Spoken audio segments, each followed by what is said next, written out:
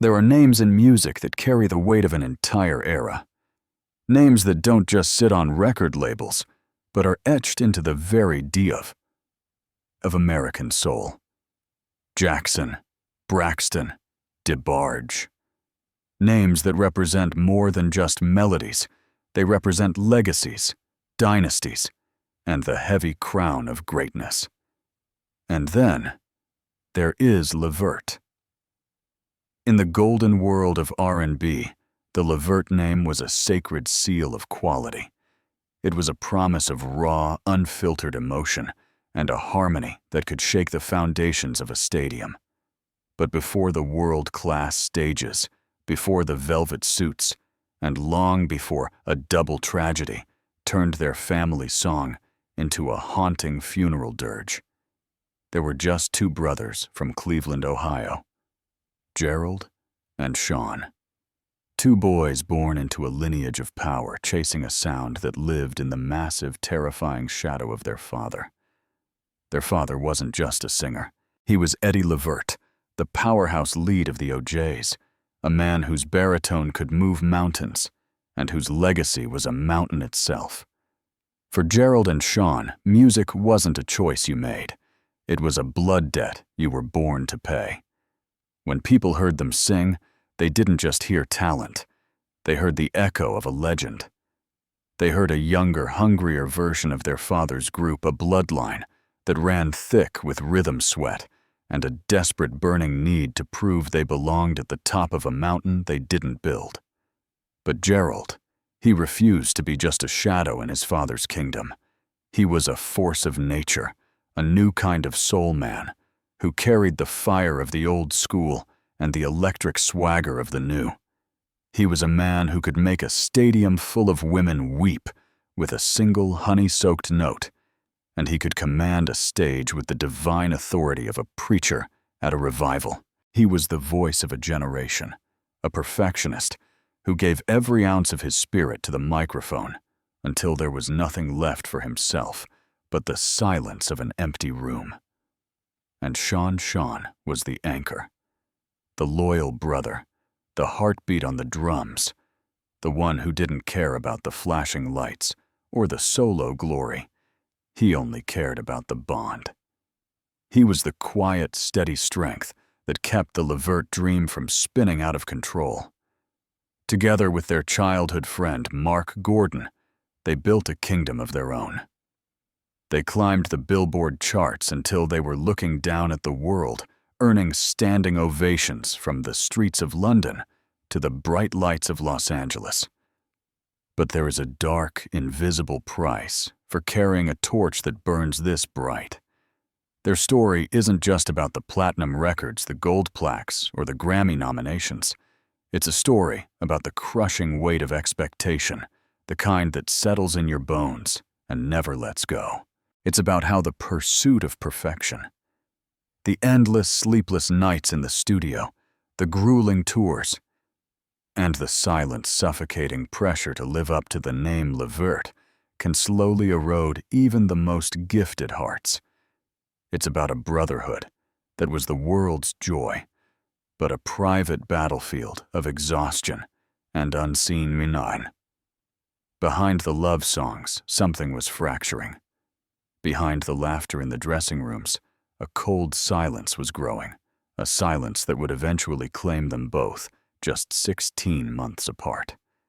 They gave the world the soundtrack to its romances, but they died chasing the very peace they sang about. This is the story of a family that gave everything to the music, only to have the music take everything in return. This is the rise, the reign, and the devastating fall of the House of LeVert. Grab your breath, because this isn't just a story about R&B. This is about the bloodline of thunder and the lightning that finally struck it down. Before the world saw the diamonds and the silk, there was only the red dirt of Cleveland and the relentless grind of a basement. In the working-class neighborhoods of Ohio, rhythm wasn't something you bought at a store. It was something you earned in the trenches. That was the world of Gerald and Sean LeVert. But their childhood wasn't filled with the typical sounds of a playground. In the LeVert household, the basement wasn't a place for games. It was a laboratory. It was a cavernous room filled with the scent of old amplifiers and the ghosts of Philadelphia soul. Guitars, keyboards, and microphones stood like soldiers at attention, and in the center of it all stood the General Eddie LeVert. Eddie didn't treat his sons like children when they stepped into that room. He treated them like apprentices to a sacred craft. He knew better than anyone that the music industry would chew up a black artist and spit out the bones if they weren't perfect. So he became their toughest critic. While other kids were outside chasing footballs, Gerald was sitting on that basement floor, eyes wide, watching his father dissect a vocal arrangement. Every breath, every vibrato, every movement was a lesson in survival. "Don't you dare sing a note unless you mean it," Eddie would roar. "If you don't feel it in your gut, the audience won't feel it in theirs." Gerald, the eldest, was obsessed. Even at 5 years old, he wasn't just mimicking his father. He was absorbing him. He practiced until his throat was raw, trying to capture that same thunderous grit that made the OJs legendary. Sean, younger and more reserved, found his place in the pocket. He became the heartbeat, mastering the drums and the subtle art of harmony that holds a group together. Together they weren't just brothers. They were becoming a machine. By the time they reached their teens, Gerald's ambition was a fever. He didn't want to walk in his father's footsteps. He wanted to build a new road. He would stay up until dawn writing songs on scrap paper and recording demos on cheap cassette tapes that hissed with static. He recruited his childhood friend Mark Gordon, a musical prodigy who could play the violin and the piano with equal grace. They called themselves the Playmates. Sneaking into local bars and talent shows, they were legally too young to enter, just to feel the heat of the spotlight. But the first time they brought their music to Eddie the General didn't salute. He listened to their tapes with a stone-cold face and handed them back. "Go back. Write it better. It's too soft. It sounds like a shadow of me," he told them. It was a crushing blow, but it was exactly the fire they needed. They went back to that basement lab and stayed there for months.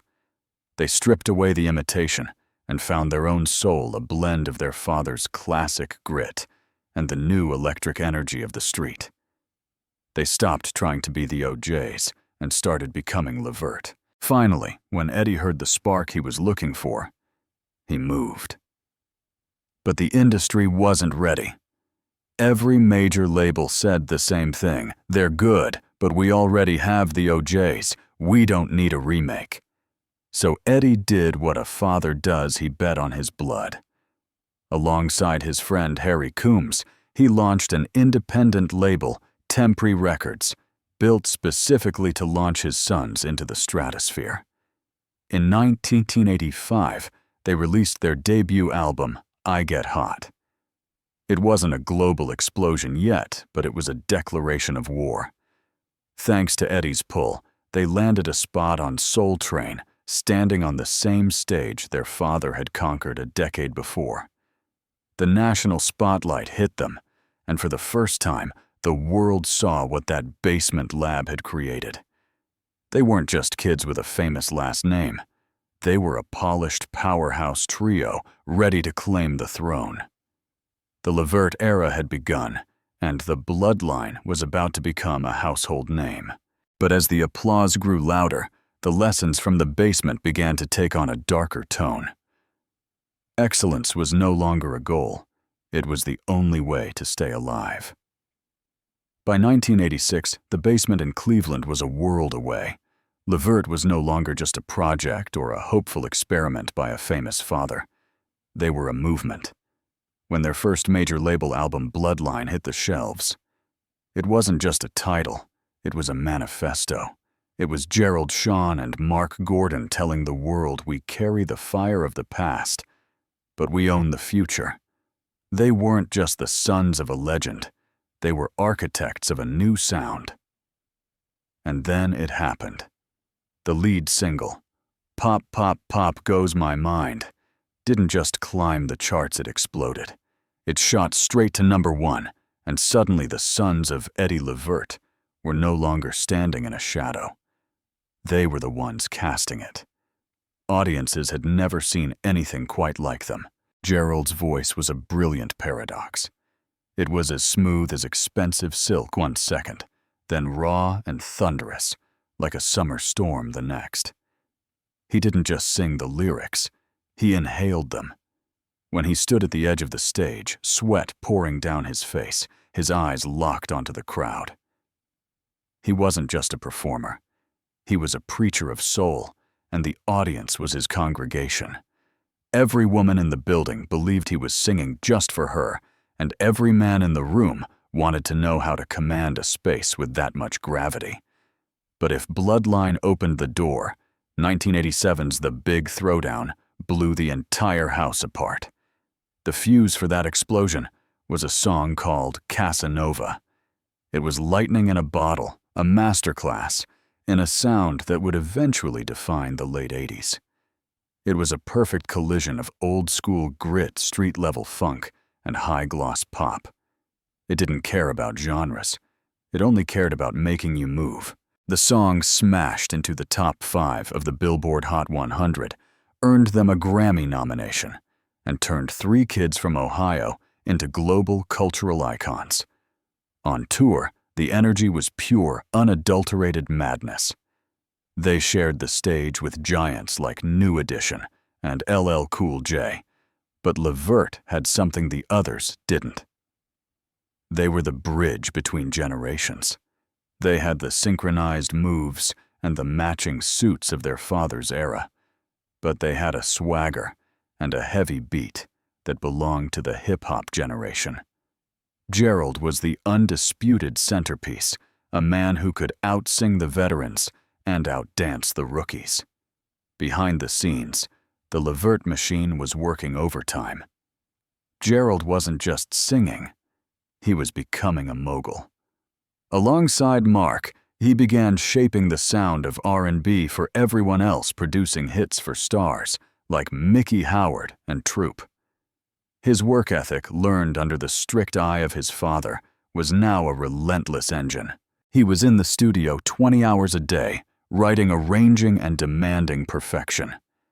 By 1988, they pushed the boundaries even further with Just Coolin'.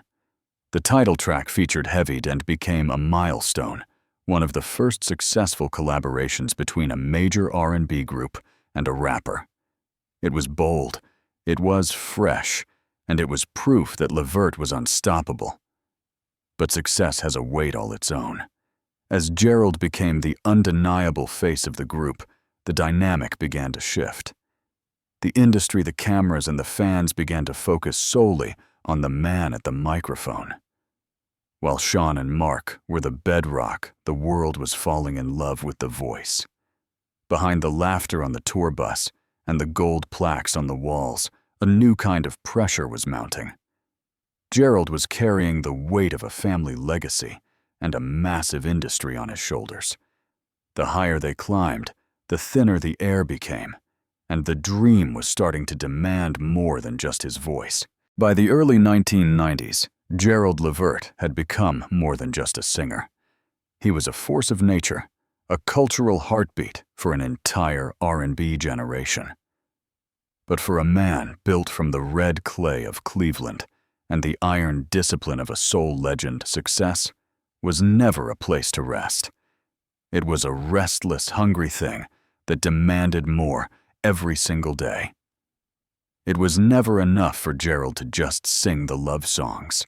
He wanted to own the very air the music breathed. He wanted to write it, produce it, and live it so deeply that eventually there was no line left between the man and the melody he created. After the massive success of the Rope-A-Dope Style album, the group LeVert was still riding a golden wave of chart-topping dominance. But in the dark, smoky corners of the industry and the high-rise offices of Manhattan, the whispers were growing into a deafening roar. People were saying that Gerald was the real star. They said he didn't need a group to hold him up anymore. They said his talent was too massive, too volcanic to be shared with anyone else, even his own blood. And deep down in those quiet, lonely moments between the deafening screams of the fans and the sterile silence of his hotel rooms, Gerald began to believe it himself.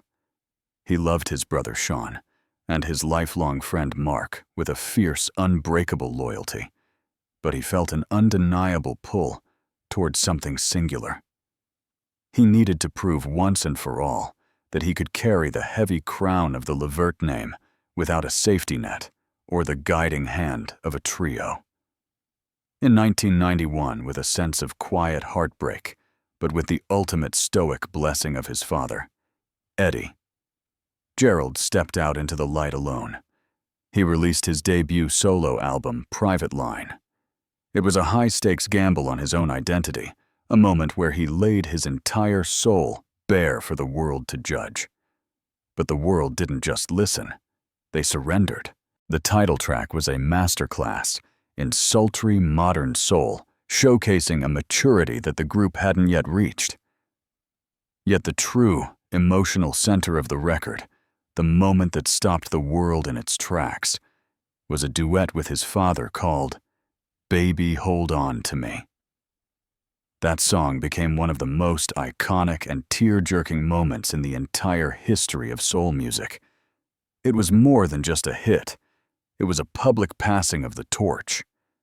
Two generations of LeVert men, two vocal powerhouses with the same thunder in their throats and the same fire in their hearts, standing side by side as equals.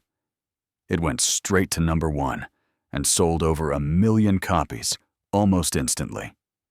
For the first time in his 48-inch frame of a life, Gerald wasn't just the son of Eddie LeVert. He was Gerald LeVert, a superstar in his own right, standing on the peak of a mountain he had carved with his own bare hands. But fame is like a wildfire. It burns with a brilliant, blinding light, but it ruthlessly consumes everything in its path. While Gerald was climbing to these new, dizzying heights of solo stardom, the bond that held the original trio together began to strain under the immense weight of his absence, while Mark and Sean desperately wanted the brotherhood to stay united. Gerald was being pulled in 1,000 different directions at once. He was producing for giants like Barry White, Teddy Pendergrass, and the Rude Boys. He was in the recording studio all night long on a private jet all morning, and staring back from a magazine cover by sunset. His work ethic, forged in that unforgiving basement in Cleveland, was legendary. But it was also becoming a slow-motion tragedy that no one knew how to stop. Friends and family would often see the dark, heavy circles under his eyes, and the way his massive shoulders slumped when the cameras finally turned off. They would plead with him, "G, you've got to slow down. You're only human, man." But he would just flash that famous, charming smile, the one that could hide 1,000 secrets and 10,000 sorrows, and say, "I'll rest when I win that Grammy. I'll sleep when the work is finally done." But for a man like Gerald, the work was never done. He became a relentless perfectionist haunted by his own impossible expectations. He gave his entire heart to the stage every single night, leaving absolutely nothing for the man he saw in the mirror the next morning. He dated superstars and lived in the lap of luxury, but true, lasting love remained a ghost he could never quite catch. He was the man who sang about intimacy to millions of strangers, yet he spent his lonely nights in the cold blue glow of a recording console, chasing a sound that he hoped could finally fill the growing emptiness he felt inside. By the time he formed the supergroup LSG in 1997, he was at the absolute peak of his powers, but his body was starting to whisper a dark warning that his brilliant mind simply refused to hear. By the mid-2000s, Gerald LeVert was a king in the world of R&B, but his throne was starting to feel like a cage. He had achieved everything a musician could dream of: platinum records, a devoted global fan base, and a legacy that stood shoulder to shoulder with the giants. But the price of that crown was a toll on his body and soul that he had been paying in silence for years. The man who sang with such effortless power was now finding it harder and harder just to catch his breath. The industry's demand for perfection never slowed down, and Gerald, the eternal soldier of soul, refused to surrender. He was still the first one in the studio and the last one to leave. He was still producing for his father, still recording his own solo projects, and still touring the world. In early 2006, he took a career-defining trip to South Africa with his father, Eddie. They performed for tens of thousands and even met Nelson Mandela.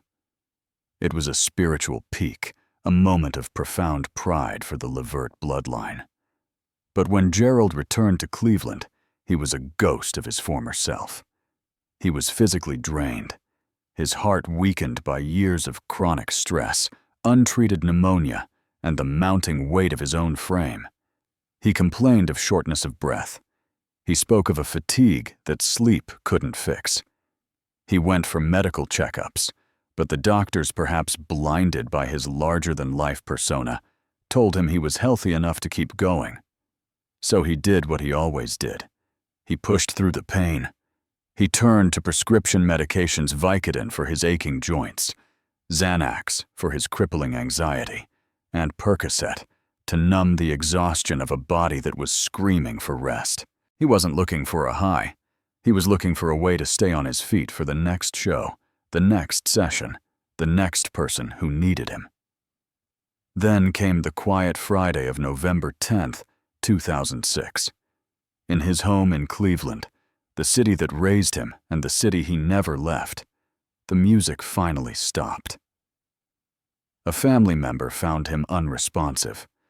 By the time the news hit the airwaves, a cold shockwave traveled through the heart of every R&B fan in the world. Gerald LeVert was dead at just 40 years old. The medical examiner would later rule it an accidental overdose, a fatal cocktail of prescription drugs and over-the-counter cold medicine that his overworked heart simply couldn't handle. The silence that followed was deafening.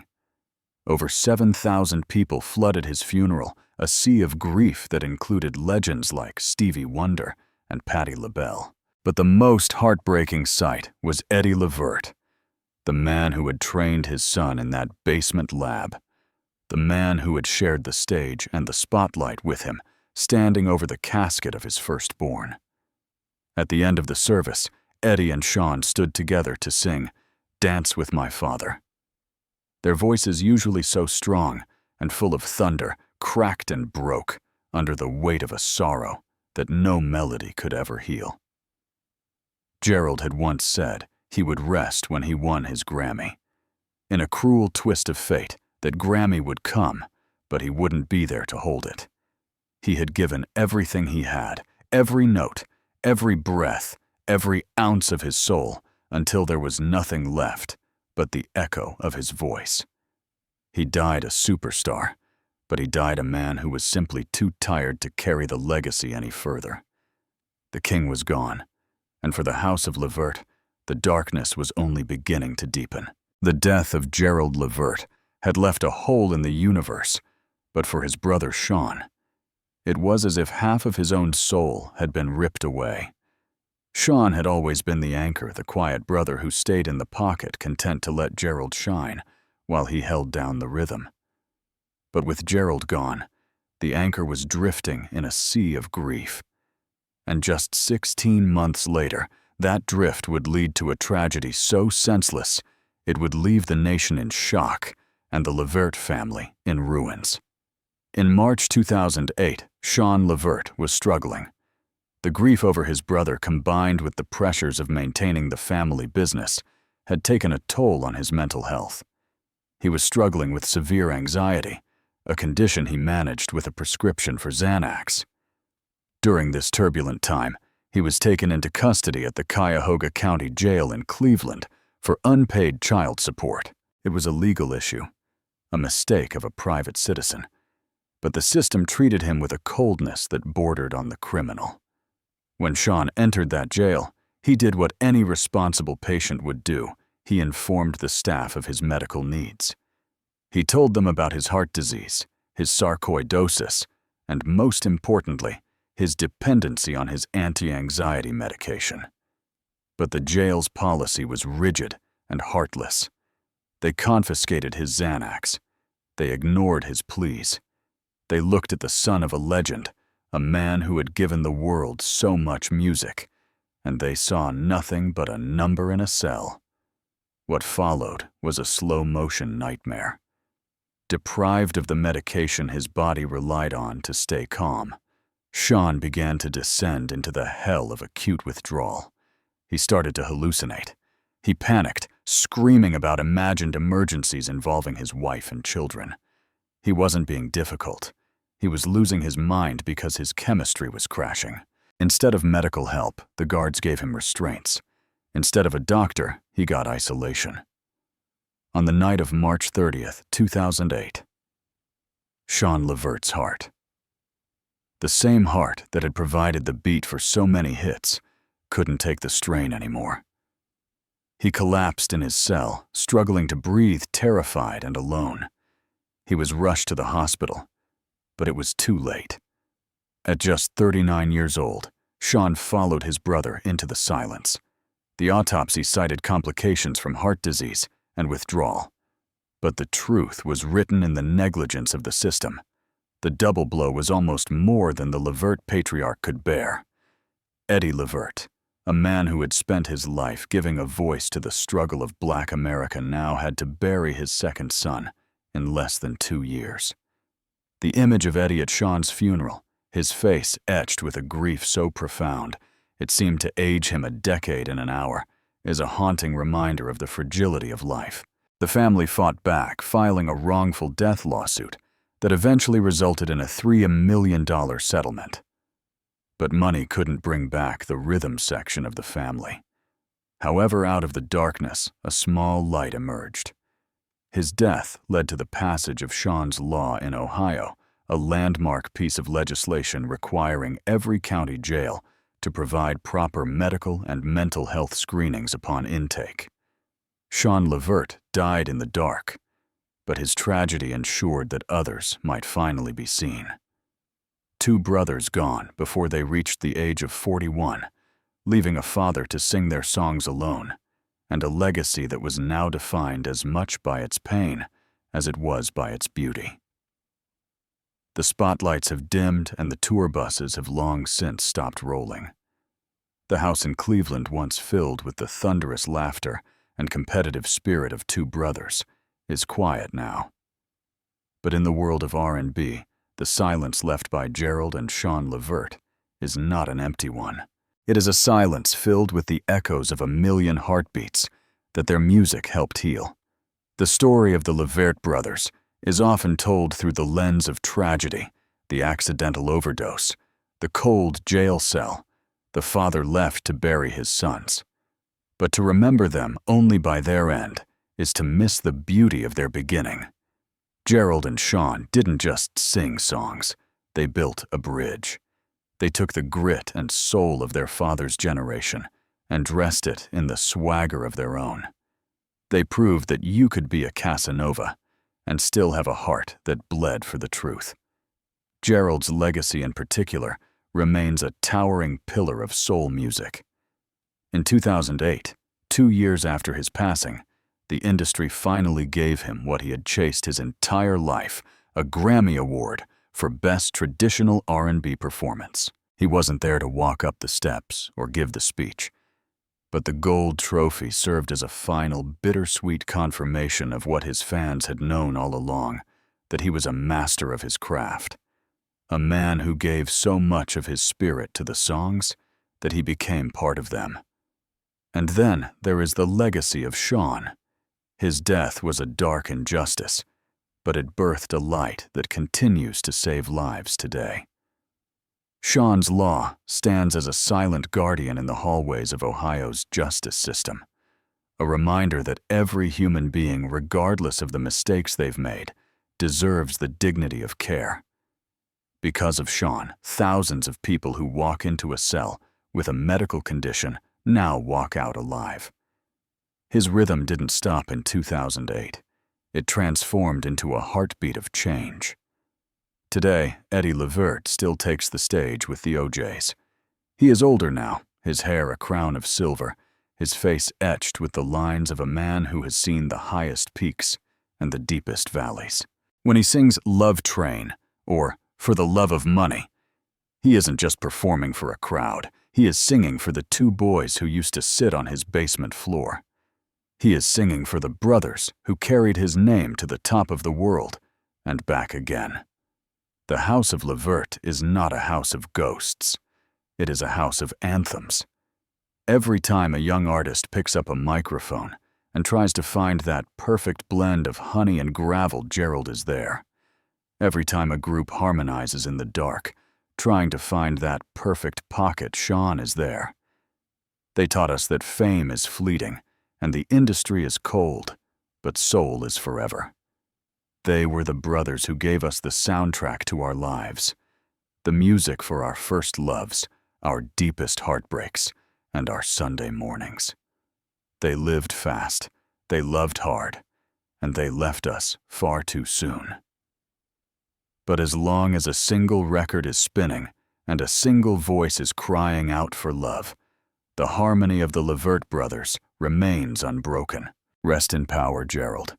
Rest in peace, Sean. The song isn't over, it's just waiting for the next beat.